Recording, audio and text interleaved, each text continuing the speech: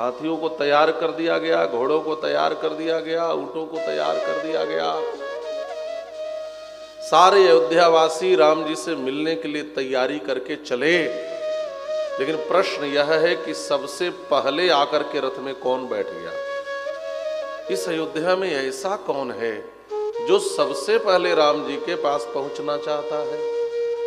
वर्णन महर्षि वाल्मीकि कर रहे हैं। कैकेयी, क्या नाम रखा है? सबसे पहले भोर में ही आकर के, अभी तक लोग तैयार नहीं हैं, ये पहले से ही आकर के बैठ गई, मानो आधी रात से ही जैसे बैठी हो।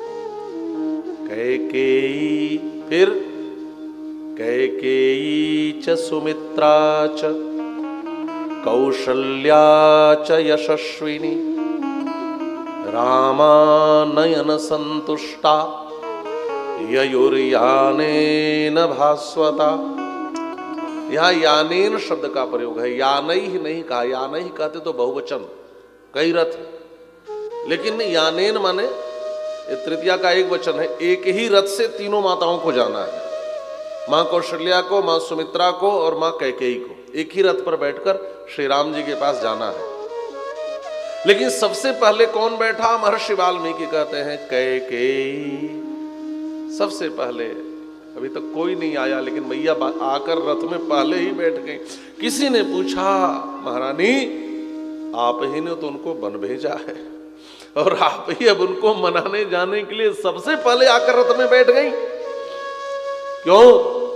तो आज महारानी कैकेयी कहती है रामा नयन संतुष्टा। आज मेरा राम अब वापस आ जाता तो मेरे हृदय को सबसे अधिक तुष्ट मिलती। जिस बेटे को अपने कोख से हमने जन्म दिया, उस बेटे ने चाहे जितने कठोर शब्दों का प्रयोग किया हो, लेकिन जिस श्री राम को मैंने वन भेज दिया, उस श्री राम ने एक बार भी मुझसे ऊंचे स्वर में भी बात नहीं किया। यदि वह राम वापस आ जाता तो सबसे अधिक संतुष्टि आज मेरे हृदय को मिलती। राम आनयन संतुष्टा, रामानयन संतुष्टा ययुर्यानेन भास्वता। राम जी को लाने के लिए सबसे पहले महारानी कैकेयी बैठी है। एक बात और है, अभी तक महारानी कैकेयी का जो अभिनय चल रहा था उसका पटाक्षेप हो रहा है। ध्यान से सुनेंगे। श्री रामायण के पटल पर बहुत से ऐसे पात्र हैं जो वंदनीय हैं और बहुत से ऐसे पात्र हैं जो निंदनीय हैं। वंदनीय पात्र श्री राम हैं, श्री लक्ष्मण हैं, श्री भरत हैं, श्री हनुमान जी हैं, माता जान, ऐसे वंदनीय पात्र। निंदनीय पात्र रावण है, कुंभकर्ण है, मेघनाथ है, शूर्पणखा है, कालनेमी है, ये सब निंदनीय पात्र हैं। लेकिन रामायण के पटल पर एक ऐसी यह पात्रा हैं जो निंदनीय भी हैं और वंदनीय भी हैं, जिनकी निंदा भी की जाती है और जिनकी वंदना भी की जाती है। ये कौन है? कहा यह है महारानी कैकेयी। रघुकुल में थी एक अभागिन रानी, निंदनीय भी है। महारानी कैकेयी वंदनीय है और निंदनीय है। वंदनीय है यह कहने वाला कौन है और निंदनीय है यह कहने वाला कौन है? कहा वंदनीय है यह कहने वाले स्वयं प्रभु श्री राम हैं और निंदनीय है यह कहने वाला कौन है? कहा यह भैया श्री भरत हैं। अब प्रश्न उठता है कि राम जी ठीक कह रहे हैं कि भैया भरत ठीक कह रहे हैं? राम जी तो कहते हैं जो मेरी मां कैकेयी को दोष देगा वह जड़ है, मूर्ख है। ध्यान से सुन।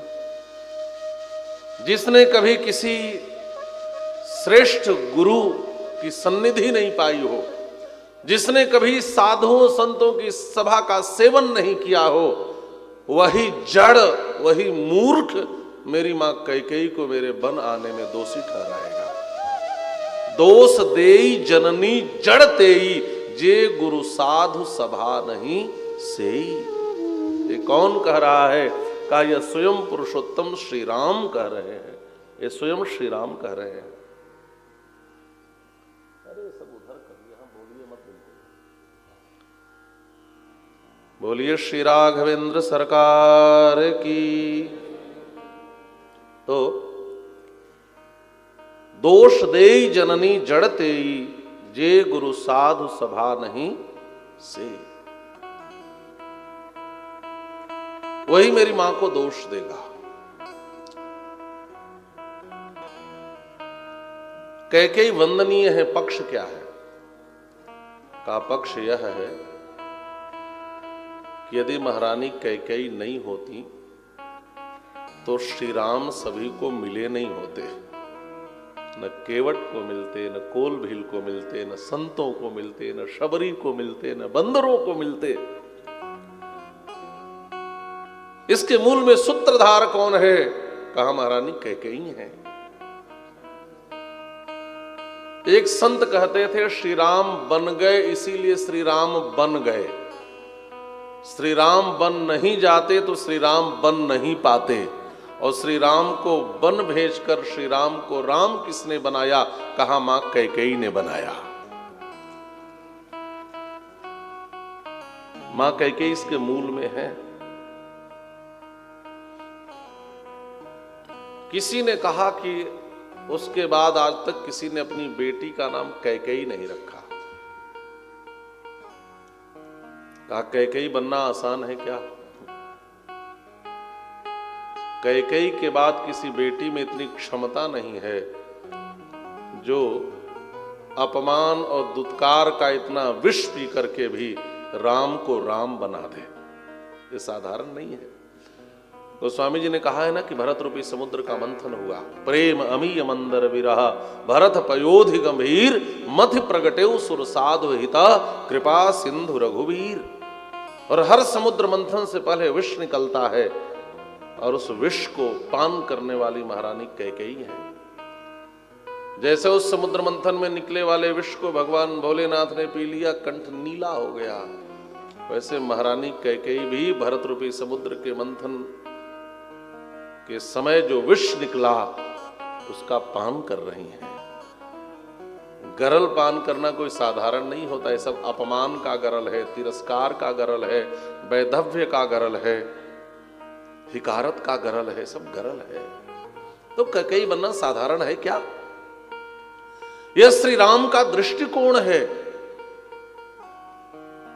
श्री राम ने अयोध्या वासियों से पूछा कि बताओ अयोध्या वासियों, मेरी कैकेयी मैया कैसी लगती हैं? अयोध्या वासियों ने कहा प्रभु क्षमा करना, बहुत बुरी लगती है। इतनी बुरी कि हम इनको देखना भी नहीं चाहते। प्रभु श्री राम ने पूछा अयोध्या वासियों यह बताओ मेरा भरत कैसा लगता है? अयोध्या वासियों की आंखों में आंसू आ गए। राघव भैया, भरत भैया से अच्छा कोई हो ही नहीं सकता। तो राम जी ने कहा अयोध्या वासियों एक बात बताओ, यदि कैकेयी मां की तरह मां नहीं होती तो आज भरत जैसा बेटा कहां से पैदा हुआ होता?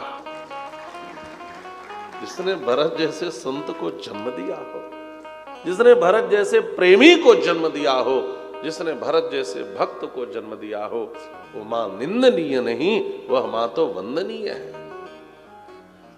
यह प्रभु श्री राम का दृष्टिकोण है। अब कोई भैया भरत का दृष्टिकोण पूछे, भैया भरत कहते हैं निंदनीय है, निंदा के योग्य है। क्यों?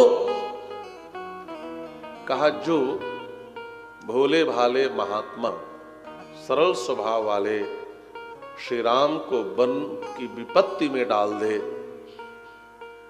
वह वंदनीय कैसे हो सकती है? वो तो निंदनीय है। जो श्री राम से प्रेम करने वाले पूज्य पिताश्री महाराज दशरथ के प्राण ले ले, वह कैकेयी वंदनीय कैसे हो सकती है? जो किसी को खुशी नहीं दुख दे दे, अयोध्या वासियों के जीवन में दुख का सृजन कर दे, वह कैकेयी वंदनीय कैसे हो सकती है? जो वैधव्य दे दे, जो पीड़ा दे दे, जो सबको रुला दे। और मूल बात तो यह है जो प्रेमास्पद को पीड़ा दे दे।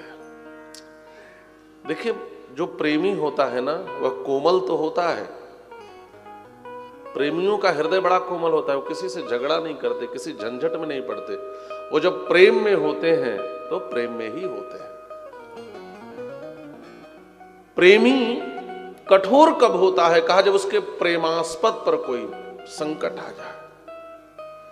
वह जिससे प्रेम करता है कोई उसकी ओर आंख उठाकर देख दे, कोई उसको दुख देने लगे, तो फिर प्रेमी से बड़ा कठोर भी कोई नहीं हो सकता। जो मेरे प्रियतम, मेरे प्राणधन, मेरे प्रेमास्पद, मेरे राघव भैया को विपत्ति में डाल दे, वह मेरी मां भी हो तो मुझे स्वीकार्य नहीं है। यह श्री भरत की दृष्टि है। भैया भरत कहते हैं कैकेयी से बढ़कर निंदनीय कोई नहीं हो सकता। तो प्रश्न उठता है कि हम महारानी कैकेयी को निंदनीय माने कि वंदनीय माने? हम क्या माने? किसी ने गोस्वामी जी से पूछा तो गोस्वामी जी तो अलग दृष्टि निकाल लिए, महर्षि वाल्मीकि ने तो अलग दृष्टिकोण रखा। जब निंदनीय कहना होता है तो केकय नरेश की बेटी कहते हैं, है ना? केकय नरेश की बेटी। अत्रापि केकय नरेंद्र सुताम विहाय, केकय नरेंद्र की सुता कहते हैं महर्षि।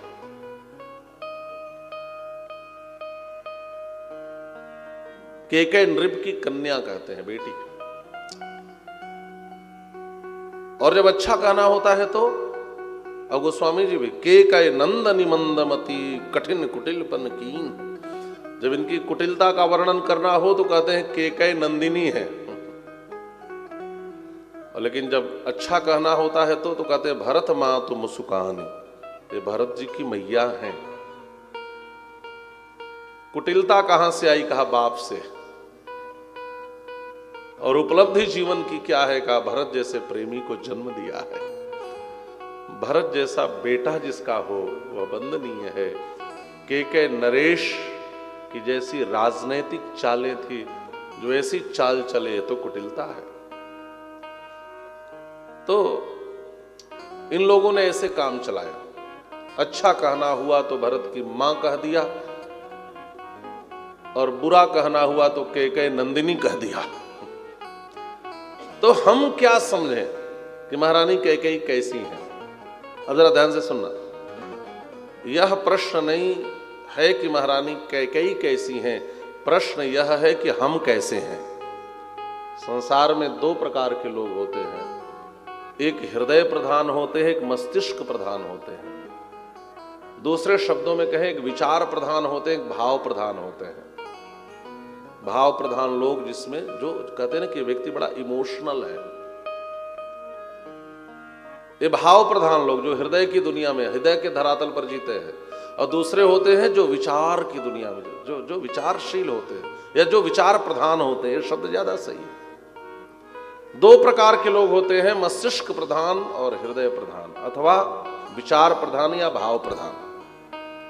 तो जो विचार प्रधान लोग हैं, जो मस्तिष्क प्रधान लोग हैं, श्री राघव प्रभु की तरह, उनकी दृष्टि में महारानी कैकेयी वंदनीय है। और जो हृदय प्रधान लोग हैं, जो भाव प्रधान लोग हैं, भैया भरत की तरह, उनकी दृष्टि में निंदनीय है।